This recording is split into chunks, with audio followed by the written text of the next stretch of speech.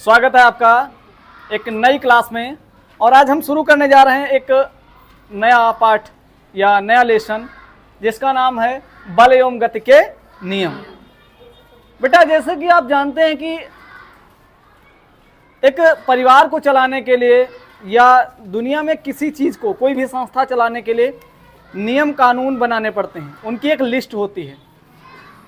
उसी प्रकार जब वैज्ञानिकों ने इन चीज़ों पे बात करना शुरू किया तो कहा कि इनको एक सिस्टमैटिक ढंग से एक के बाद एक कैसे इसको जो है और रीऑर्डरिंग की जाए ताकि इनको समझना आसानी हो, तो उनके लिए नियम बनाए गए।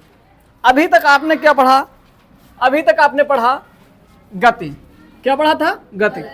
और गति के बारे में बताया था कि जब हम इकाई समय में या एकांक समय में दूरी या विस्थापन कवर करते हैं या तय करते हैं तो उसे हम क्या कह देते हैं?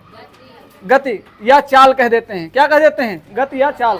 तो गति का मतलब सीधा सीधा अर्थ है एक जगह से हम दूसरी जगह गए तो ये इसमें किसका रोल हुआ? गति का। ठीक है। और अगर हम कह दें कि एकांक समय में कुछ हम दूरी कवर करते हैं तो उसको हम कह देते हैं चाल। क्या कह देते हैं? चाल। इसके बारे में हमने चर्चा कर ली थी। फिर आपको गति के नियम भी बताए थे गति के समीकरण में। गति के नियम के अंतर्गत जो गति के समीकरण हैं, तो गति के समीकरण 3 बताए थे आपको। ठीक है, वो सब अब इसमें चलेंगे, हम बात करेंगे आपका बल पे। क्यों? क्योंकि अगर कोई गति है हो रही है तो उस पर कोई ना कोई बल काम कर रहा है। जैसे अभी हमने जब पढ़ा था कि मान लेते हैं हम बाइक चला रहे हैं तो आपने देखा कि जैसे ही हम एक्सीलरेट किया तो गाड़ी क्या हो गई? स्पीड बढ़ गई। ये स्पीड कहाँ से बढ़ी?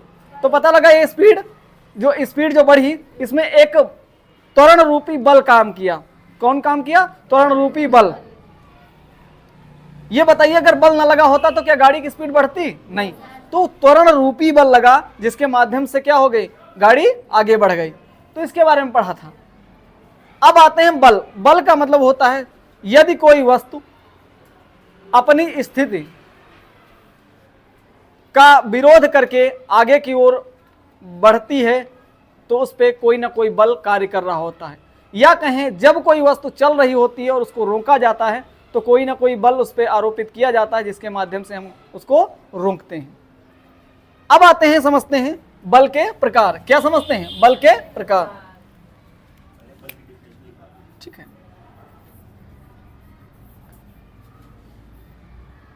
ठीक है। पहले लिख लीजिए बल।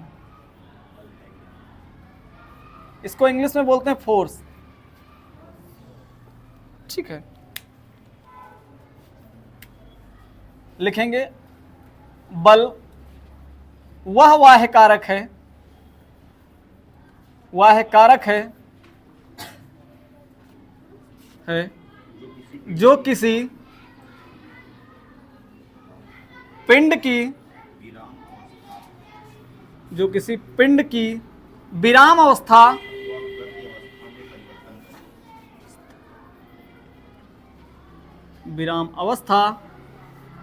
या गति अवस्था में परिवर्तन करती है, परिवर्तन करता है अथवा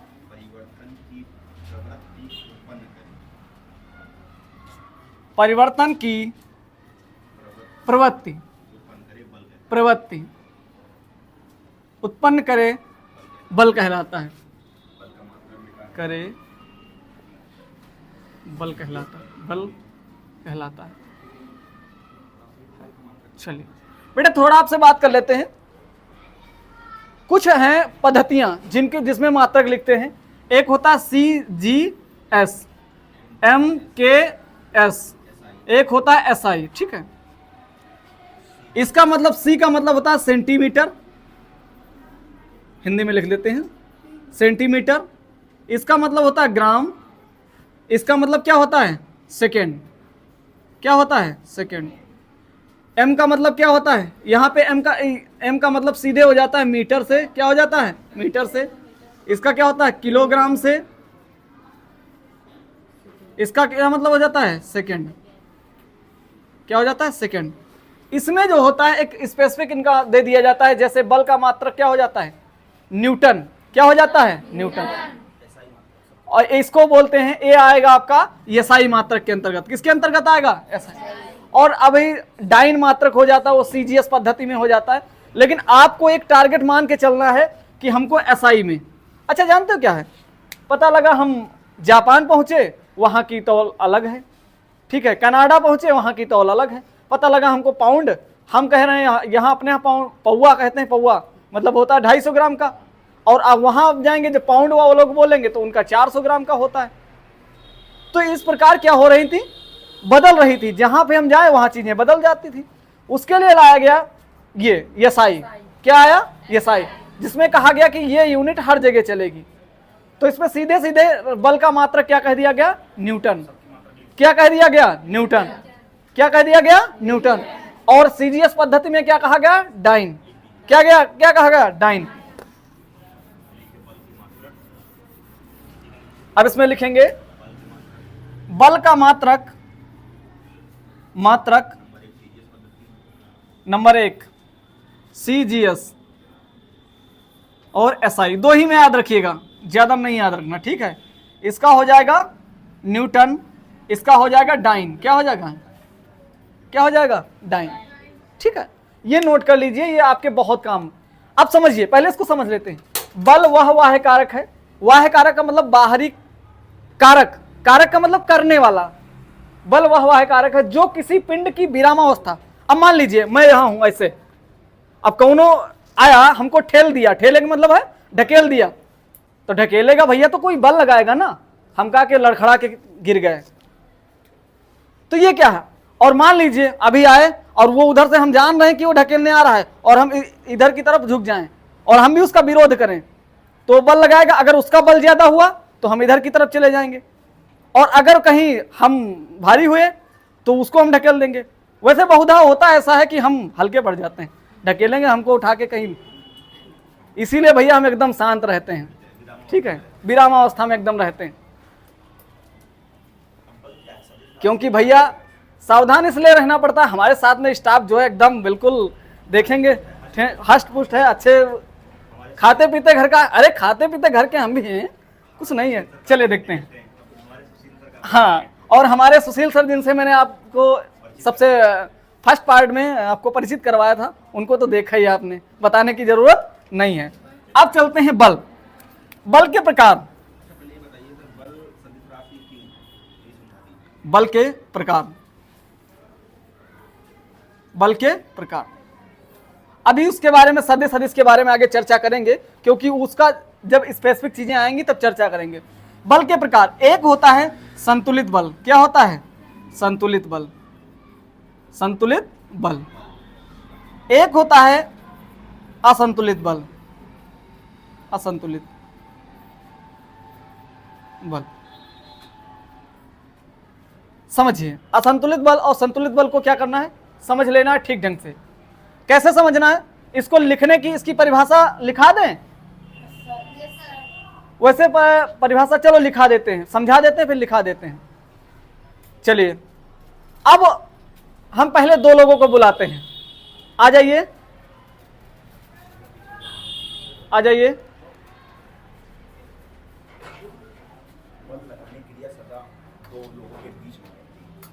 आप वापस जाओ, आप वापस जाओ, आप वापस जाओ। इधर से दो लोग आ जाओ। Same dress, same dress, same dress. तुम वापस जाओ, सेम ड्रेस। आ जाओ, उधर से आ जाओ, आ जाओ। चलिए, आ जाइए। अब देखते हैं, आ जाओ, बस खड़े रहो। हाँ, अब चलिए, पकड़ो इसको। अब देखिए, ये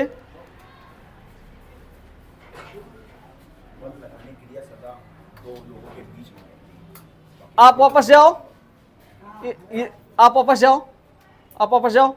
इधर से दो लोग आ जाओ। Same dress, same dress, same dress. तुम वापस जाओ, सेम ड्रेस। आ जाओ, उधर से आ जाओ, आ जाओ। चलिए, आ जाइए। अब देखते हैं, आ जाओ, बस खड़े रहो। हाँ, अब चलिए पकड़ो इसको। अब देखिए, अब खींचिए। अब देख रहे हैं हमको खींच रहे हैं, क्या कर रहे हैं, खींच रहे हैं। देखा, अब इसका मतलब सीधा सीधा अर्थ ये हो गया कि ये क्या लगा रहे हैं, ये इनका बल क्या हो गया, हमसे ज्यादा हो गया।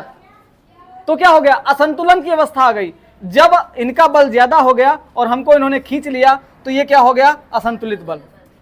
चलिए आप छोड़िए, इनको आने दीजिए।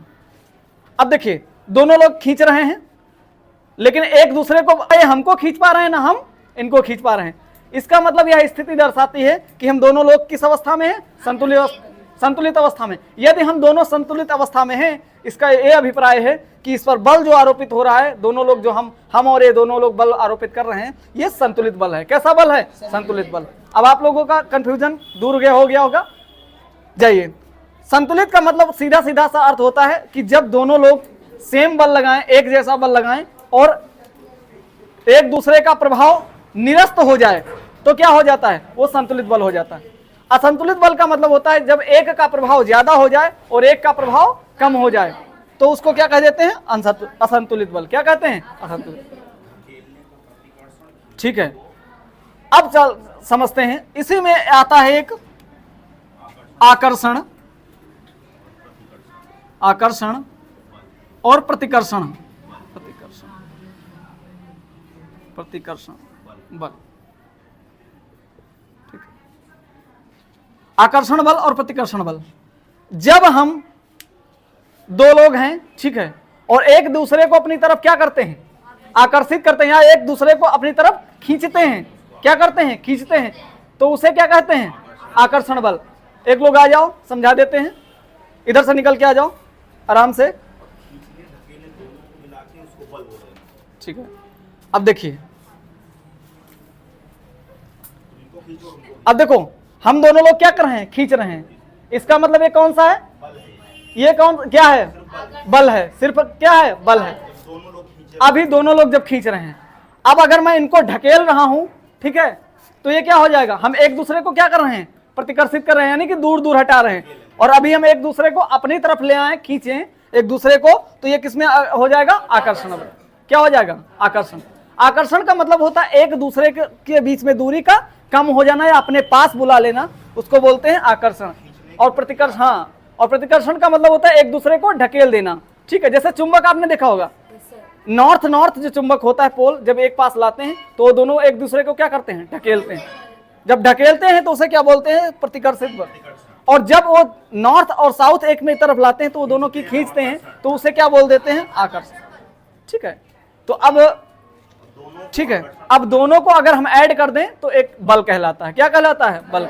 अब जाइए, आप बैठिए। अब संतुलित बल, असंतुलित बल, आकर्षण बल, प्रतिकर्षण बल आप लोग समझ चुके होंगे, अब आपको बताने की जरूरत नहीं है। अब डेफिनेशन हम लिखवा दे रहे हैं। ठीक है, डस्टर कहाँ है, ठीक है, डस्टर। चलते हैं, अब हेडिंग डालते हैं, क्योंकि होता क्या है कि आकर्षण बल प्रतिकर्षण बल में क्वेश्चन कैसे पूछता है, सॉरी आकर्षण नहीं, संतुलित और असंतुलित में प्रश्न कैसे पूछता है, प्रश्न पूछ लेता है कि दोनों में अंतर स्पष्ट कीजिए। ठीक है, लेकिन हम डिफिनेशन जब लिखा देंगे तो जब अंतर पूछे तो एक तरफ लिख देना संतुलित और एक तरफ लिख देना असंतुलित, दोनों की डिफिनेशन, एक की डिफिनेशन इधर, एक की डिफिनेशन इधर, चीजें हो जाएंगी। चलिए लिखते हैं, पहले हेडिंग डालते हैं संतुलित बल, संतुलित बल, संतुलित बल। चलिए, संतुलित बल में यदि वस्तु पर लगे बलों का परिणामी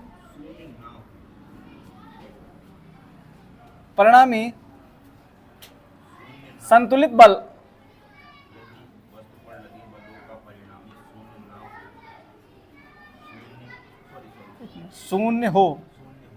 शून्य हो तो उसे संतुलित बल कहते हैं। संतुलित बल कहते हैं।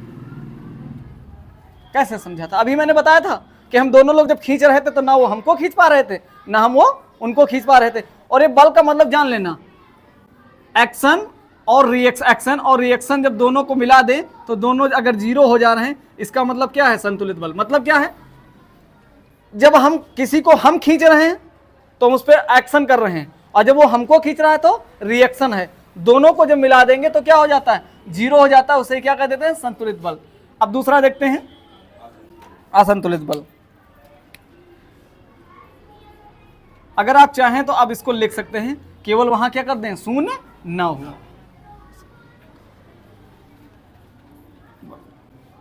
ठीक है, चलिए इसमें लिख लीजिए, यदि वस्तु पर लगे बलों का परिणामी शून्य ना हो, शून्य ना हो, तो उसे असंतुलित बल कहते हैं। असंतुलित बल कहते हैं। ठीक है, नोट कर लीजिए, इसको नोट करिए, तब तक मैं आपको, ठीक है, नोट करिए। चलिए बेटा, अब इसके एग्जाम्पल समझ लीजिए, थोड़ा और अच्छे समझ में आ जाएगा। आपने देखा होगा कि एक रस्सी कसी वाला एक खेल होता है, जिसमें 3 लोग उधर 3 लोग इधर। अब दोनों खींचते हैं तो ना उधर के 3 लोग इधर के लोगों को खींच पा रहे हैं, ना इधर के लोगों को उधर खींच पा रहे हैं। तो क्या हो रहा है? दोनों एक अपनी स्थिति में बने हुए हैं, तब वहां क्या होता है? संतुलित बल। तो हम लिख देते हैं यहां, रस्सी कसी खेल में आप एग्जाम्पल इसका देख सकते हैं। ठीक है, उदाहरण, और इसका एक उदाहरण लिख सकते हैं। आपने देखा होगा पहले स्कूलों में, आपने देखा होगा एक तरफ होता है तराजू टाइप में, ठीक है, उसको बोलते हैं। ठीक है, अब एक तरफ उधर बैठा है, फिर एक तरफ इधर, तो इधर वाला अगर भारी हो गया तो उधर वाला क्या हो जाता है? उठ जाता है। और अगर उधर वाला भारी हुआ तो क्या हो जाए? इधर वाला उठ जाता है। तो वो क्या है? जब इधर का अगर दोनों बराबर हैं, अगर दो तो क्या होगा? बराबर, दोनों बराबर स्थिति में होंगे। जब भी बराबर स्थिति में होंगे, इसका सीधा सा अर्थ क्या हो जाता है? संतुलित बल। और जब एक नीचे है एक ऊपर है, इसका मतलब क्या है? असंतुलित। अभी मान लेते हैं, अभी आपने सुशील सर को देखा होगा। अच्छा बताइए, अगर मैं एक तरफ, ये जो वाला हम बना दे रहे हैं, ये ऐसे वाला होता है। अब इधर मान लेते हैं हमने सुशील सर को बिठा दिया, इधर हम बैठ गए। अब आप बताइए कि किधर वाला पलड़ा झुक जाएगा? सुशील सर वाला। कौन? सुशील सर वाला। इसका मतलब है सुशील सर ने क्या किया? ज्यादा बल लगा दिया, या उनका वजन ज्यादा है तो उसके वजह से उनके ऊपर बल ज्यादा लगे। अब बल का नियम जब पढ़ाएंगे, F equal to ma, m का मतलब होता है मास, उसके साथ गुरुत्वीय त्वरण को ऐड कर देते हैं तो बल हो जाता है। तो इसका मतलब वो क्या हो जाता है? सुशील सर का जो है फोर्स ज्यादा लगा रहे हैं, इसलिए क्या है? वो नीचे रह गए, हमको क्या कर दिए? तो इस स्थिति में क्या होता है? असंतुलित बल होता है।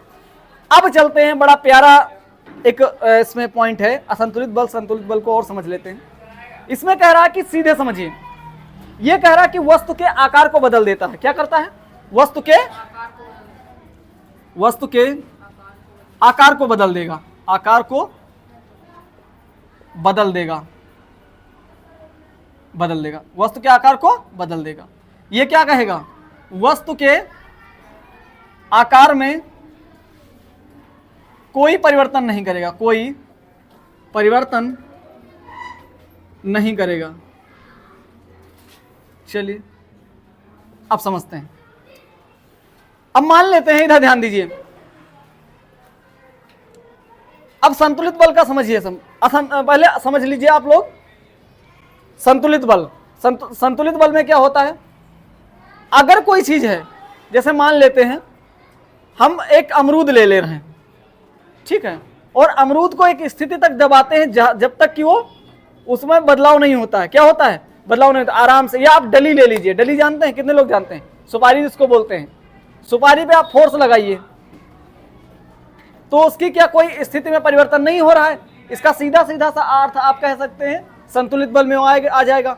लेकिन अभी आप ले लीजिए एक अमरूद ले लीजिए, अमरूद को जैसे पका हुआ अमरूद जैसे आप दबाएंगे अमरूद क्या हो जाएगा, तो उसकी आकृति में परिवर्तन हो गया नहीं हो गया। और डली को जरा दबा के दिखाइए, ये डस्टर ये है, डस्टर को दबा के दिखाइए, नहीं।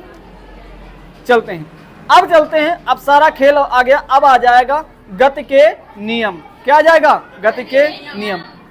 अच्छा, गति के नियम इसमें पढ़ना क्यों, क्योंकि गति वाले में हमने क्यों नहीं पढ़ा। दिमाग में विचार आ रहा होगा सर ऐसा क्या है कि हमने इसको तो गति में पढ़ा देना चाहिए, गति वाले को आप बल वाले में क्यों ला रहे हैं। क्यों, क्योंकि बेटा एक दूसरे से ये क्या हैं, जुड़े हुए हैं, इसलिए हमको यहाँ पे बताना पड़ेगा। चलते हैं, अब डालेंगे हेडिंग, अगली रहेगी गति विषयक नियम। और गति विषयक नियम दिए किसने थे, न्यूटन ने। किसने दिए थे, न्यूटन। इसलिए क्या लिखेंगे, न्यूटन के गति विषयक नियम।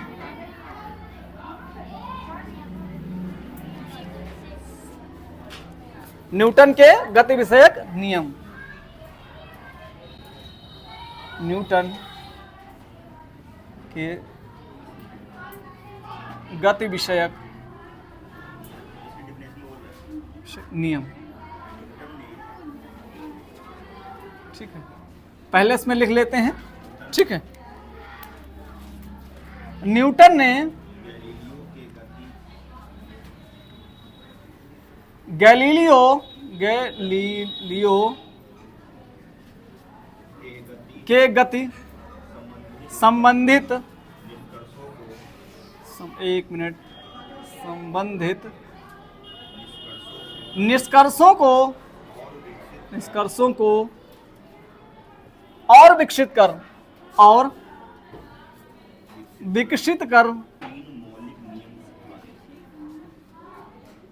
कर तीन मौलिक नियम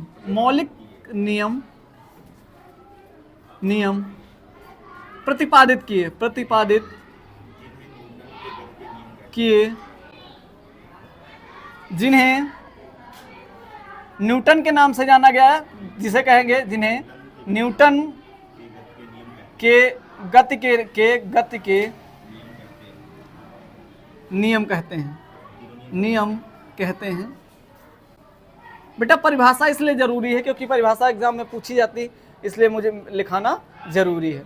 ठीक है, तो हम लिख लेते हैं पहला, दूसरा और तीसरा। 3 नियम। कितने नियम हैं? अगर आपसे कोई पूछे कि न्यूटन के कितने नियम हैं तो क्या आप बताएंगे?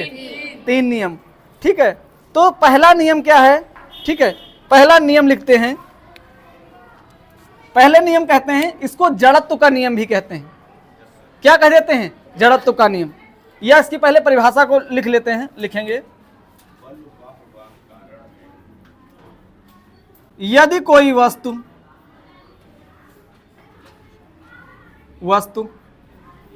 विराम स्थिति में है, स्थिति में है, तो वह विराम अवस्था में तब तक बनी रहेगी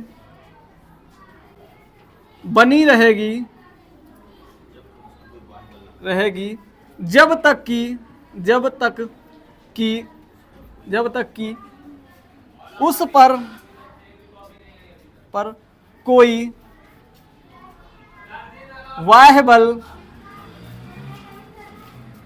उस पर कोई बाह्य बल आरोपित ना किया जाए। मतलब समझ रहे हैं? अब कह रहा है यदि कोई वस्तु विरामावस्था में तब तक बनी रहेगी जब तक कि उस पर कोई बाह्य बल आरोपित न किया जाए। अब आपकी साइकिल है, बाहर खड़ी हुई है, स्टैंड लगा के आपने उसको खड़ी कर दी। बताइए कितने लोगों की साइकिल अपने आप रोड पर चलने लगेगी? अब पता लगे भूत लेके चल दे तो नहीं कह सकते, ठीक है। बाकी अगर आपको चलाना है उसको, तो आपको क्या करना पड़ेगा? उसको धक्का लगाना पड़ेगा, धक्का लगाना पड़ेगा, या कह दें हम सीधे कि उस पर बल आरोपित करना पड़ेगा। धक्का समझिए, बल का मतलब धक्का। अब आप एक चीज ले लीजिए, अब जो है, अब इसमें देख लीजिए, ये तो हो गया। अब मान लेते हैं इसे जड़त्व का नियम भी कहते हैं, लिख लेते हैं साथ साथ, इसे जड़त्व का नियम भी कहते हैं, इसे जड़त्व का नियम भी कहते हैं। अब जड़त्व का नियम होता है 3 प्रकार का, ठीक है। एक होता है गति का जड़त्व, ठीक है। एक क्या हो गया, गति का जड़त्व।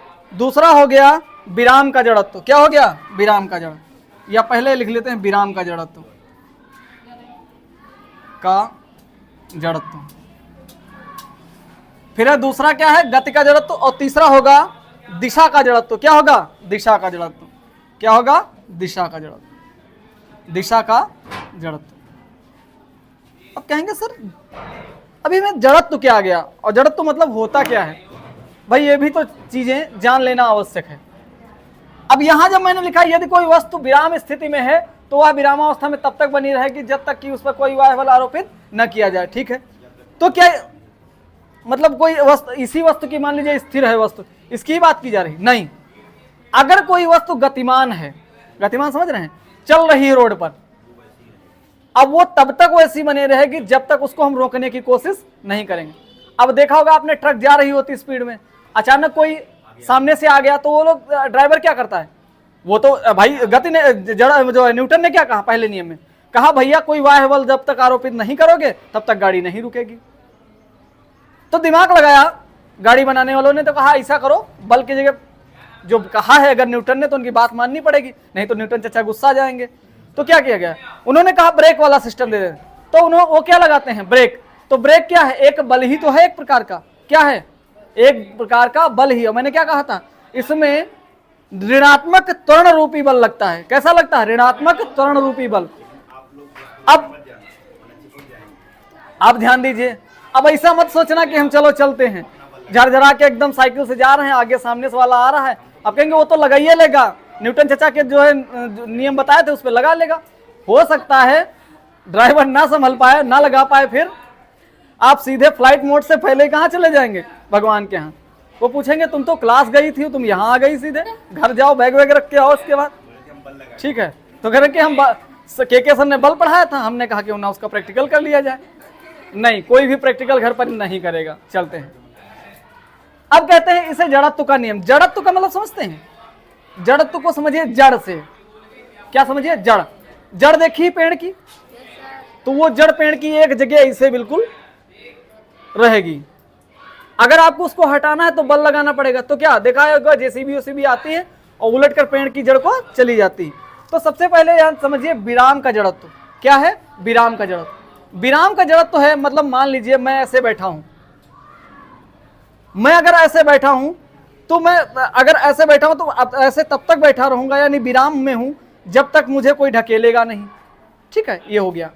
अब गति का जड़त्व क्या होता है, कभी देखा होगा कि आप जा रहे हैं, कहां जा रहे हैं, आप जा रहे हैं बस से जा रहे हैं, बस से जा रहे हैं, बस ड्राइवर चला रहा है और आप क्या बढ़िया एकदम मजे से रील देख रहे हैं, और ड्राइवर ने मारी ब्रेक और जाके आप धड़ाक से कहां लड़ गए, आगे वाली सीट में। कहेंगे कपार फोड़ दिया, तो फूट जाएगा। क्या है, क्योंकि आपका तो रील पे। क्यों भैया, जब बस चल रही होती है तो बस के चलने के साथ साथ आप भी गतिमान होते हैं। देखा होगा तो ऐसे ऐसे कूदते रहते हैं, तो इसका मतलब है आप गतिमान होते हैं। और आप तो गतिमान है, आपकी बॉडी गतिमान ही है। उधर ड्राइवर ने मारी ब्रेक और आप जाकर कहां लड़ गए, सीट में। तो ये क्या हो गया, गति का जड़त्व। क्या हो गया, गति का। आपकी बॉडी मोशन में थी, लेकिन जैसे ही अचानक गति को जड़त्व में बदला गया तो क्या हो गया, आप जाके सीट में लड़ गए। अब देखा होगा आपने कि चलती गाड़ी से, अब चलती गाड़ी से उतरने की कोशिश करते हैं, बहुत जल्दी रहती, पता नहीं कहाँ। अब इनको ये नहीं पता रहे जहां 10 मिनट इधर लेट हो गया तो हो ही जाने दो। क्या करेंगे, जल्दी में उतरेंगे और जाके भर भरा के रोड पे गिर पड़ेंगे। जड़त्व तो जो सारी फिजिक्स धरी की धरी रह गई। तो बेटा ऐसा नहीं करना है। आप जितने भी यातायात के नियम हैं उनका पालन करिए, और हमारे जो पुलिस प्रशासन होते हैं, जो आपके ट्रैफिक को कंट्रोल करते हैं, उनकी मदद करिए। ठीक है। अब दूसरा आ गया, अब न्यूटन की गति का दूसरा नियम देखते हैं। कैसे? आपने देखा होगा कंबल, अब भैया कंबल है, और लड़कों में अक्सर देखा होगा कपड़े ही ले लो, आराम से ला के ऐसे खूंटी टांग दिए, टंगा है। अब जब तक वो 8 दिन तक धुरिया ना जी है, बिल्कुल धूल उल के कड़ बैठ जी हैं, अब बिल्कुल वो टंगा है, एकदम पता लगा दोस्त फोन के, आ जा भाई चलते हैं, कहीं कहाँ, ठेके पर। अब क्या किए, तुरंत उठाए ऐसे, कह रहे गंदा है, ऐसे क्या किए, झटके। अब झटकेंगे तो क्या होगा, धूल के कण गिरने लगेंगे। काहे गिरे? क्योंकि धूल के कण उस पर चिपके हुए थे, और धूल के कणों को पता नहीं था कि ये हमको अभी क्या करेगा, गतिमान करेगा। अब भैया शर्ट तो गतिमान हो जाएगा, लेकिन धूल के कण क्या बैठे थे, तो जैसे आपने झटका तो शर्ट तो आपकी गति में आ गया, लेकिन धूल के कण क्या हो गए, नहीं वो गति कर पाए, वो क्या गए, गिर गए, हो गया। तभी देखा होगा कि कंबल या रजाई वजाई होती है तो मम्मी लोगों को देखा धड़ाधड़ उस पर मारती हैं डंडे से, तो क्या होता है, वो गिर जाती है। या कभी देखा होगा ऐसे झटकेंगी तो उसमें से क्या होता है, धूल के कण बहुत सारे गिरते हुए नजर आते हैं। ठीक है। दूसरा उदाहरण देख लीजिए, आपने देखा जैसे आप गए बगान, आपके दोस्त ने बुलाया चलो आम खाते हैं, गए, तो आपने क्या किया, पेड़ को पकड़ा, इसे हिलाया, तो पेड़ क्या था, एकदम शांत बैठा था, एकदम सो रहा था। आप गए उसको हिलाए तो कहे कौन है बे, तुरंत, और एकदम से उस पर फल भी लगे थे, फल भी आराम से ऐसे सो रहे थे, और जैसे आपने हिलाया तो फल, पेड़ तो हिला उसके, और फल वही थे, फल झटका लगा उनको, वो क्या हो गए, भरभरा के नीचे गिर गए। तो ये सारा खेला किसका था, जड़त्व का। किसका था, जड़त्व। मैंने तीनों बता दिए हैं। ठीक है। अब चलते हैं, अगला जो नियम है उसको बोलते हैं संवेग का नियम। क्या बोलते हैं, संवेग का नियम। उस पर हम कल चर्चा करेंगे, आज उस पर चर्चा नहीं करेंगे, नहीं तो आपके माइंड से बाउंस हो जाएगा। ठीक है। बाउंस हो जाए तो क्या मतलब रह जाएगा। ठीक है। तो ये सब चीजें ध्यान रखिएगा। ठीक है। और कितनी भी मुश्किलें आए, आपको डट कर खड़े रहना। अभी कल रिजल्ट आया, काफ़ी बच्चों का फ़ोन आया कि सर मार्क्स कम रह गए, मैंने जितना सोचा था तो उतना नहीं हुआ। ठीक है। तो अब सर क्या करें, कैसे आगे की क्या भूमिका होगी। ठीक है। तो एक सॉन्ग मुझे याद नहीं है किसने, तो उसमें एक सॉन्ग में लाइन है, चल नई शुरुआत कर, भूल कर जो हो गया। ठीक है। तो जो आप नई शुरुआत करते हैं, पीछे वाले को भूल जाइए। ठीक है।